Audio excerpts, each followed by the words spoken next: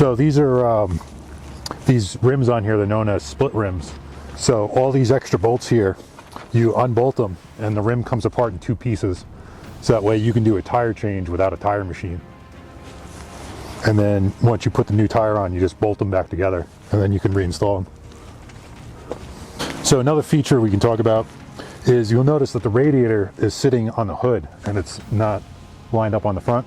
This kind of keeps it tucked up out of the way a little bit better, and it makes for a smaller front profile. And you'll notice this one has the extended grill on here. That's because it has an air conditioner condenser in it. So these things get really hot when they're armored, and you can't open the windows because then you compromise your armor. So they come with air conditioners to help keep you from cooking there. And so here we have our armored door. So a couple of features about these is you got your armored windows that these open in case you need to do anything with the window open. They got a roller system right here that lets them do that. The other feature they have are combat locks. So if you push down on this door handle, it locks it from the inside, so you can't open it from the outside. And if the truck is damaged and guys are trapped inside with the doors locked, you can undo these two bolts, and there's a big square bolt in there that you can unlock the door with to get them out. And if they're really trapped, you can hook this up to a wrecker or a crane or something, or another truck, and you can rip the door out like that. So this Humvee also comes with a high water kit. So we have an extended tailpipe, and we also have an extended air intake. So your air for the engine goes all the way up there, so you can get it in water to pretty much the top of the windshield before you drown the engine out. So here we have the standard cargo bay. We can usually put anything you need in here. And we also have on the top here, we got all these accessory hooks, so you can load extra gear and strap it to the roof here. And then on the tailgate, we have this super simple chain system. So that way you don't have to worry about any latches breaking, because it's just that simple, and you can improvise anything to keep this closed. Yeah. So a lot of these Humvees will come with internal comm systems. So this is a headset that each crew member can wear, and then you can talk internally in the Humvee with each other, kind of like you do in an aircraft, because it's super loud. One of the big benefits is your turret gunner can have the comm system on, and when he's up there, he can spot threats and targets, and he can call them out to people inside and to the commander and to the driver, so they know how to react properly. And then a couple things about the turret we can go over is we have an adjustable foot area for the turret. So depending on if you're particularly short, we can raise it up, or if you're tall, you can lower it down a bit. And then a lot of these will come with a seatbelt attachment for the turret gunner. So the turret gunner will wear like a safety harness. It looks kind of like a construction safety harness, and it has a seatbelt plug, and you can plug it in there, so that way if the truck flips over, you don't get ejected out of the top of the turret.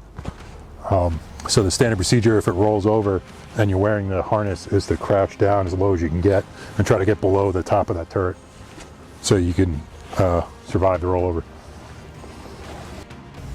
So here we have our mission configurable dashboard.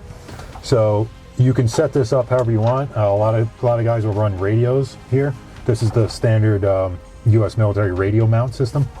But you can also put a laptop here, or anything else that you can bolt onto this flat tray. Here we have the internal comm system and some hookups for that. Like we were talking about, these are the headsets for it. So here we have our standard gear shifter. Some of them will come with a park feature and some of them won't. So the ones that don't come with a park feature, you just put them in neutral and you have to put the parking brake on, otherwise they'll roll away. This one in particular has a park feature. We also have a high and low system on the transfer case for the four-wheel drive. So the way that works is you're normally going to be driving around in high, which is your like regular driving. But if you are in really steep terrain, rugged terrain, or muddy terrain, you can put it into low, which will give you a lower gear ratio and more torque. But less speed. Low is particularly useful in really rocky terrain when you want to go super slow over rocks to make sure you don't go too fast and roll it over. It's been a long time since I crawled up in one of these things. All right, so we got our standard turret here. These come with electric motors to spin them. And you got a joystick here that does that. And then there's also a manual override in case your battery dies or your electric motor dies. And then it's going to be a hand crank to turn them.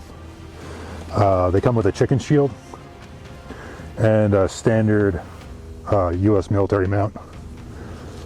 If you get the standard US military mount, I believe the 249, 240, 50 cal, and Mark 19 all fit that same mount. All right, so some of the benefits of having no doors. Obviously you lose the protection of the door, but you gain a couple of advantages. One of them is when you're off-roading, you can stick your head out and I can see both wheels. And if you have a passenger with the doors off, they can see both wheels. And then you can actually literally see underneath your wheels and spot yourself off-roading to make sure you're going to be in the right spot without actually having to get out. Another benefit is that you can get out super quick and be ready to fight.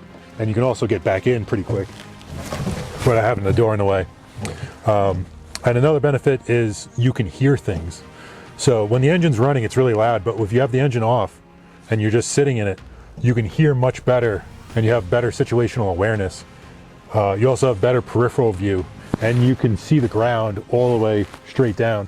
So if you're looking for IEDs or roadside bombs that have been buried in the ground, you can pop your head out and you can get a really good sense of what's right beneath you, and you can see if somebody just freshly dug up the ground and then reburied it.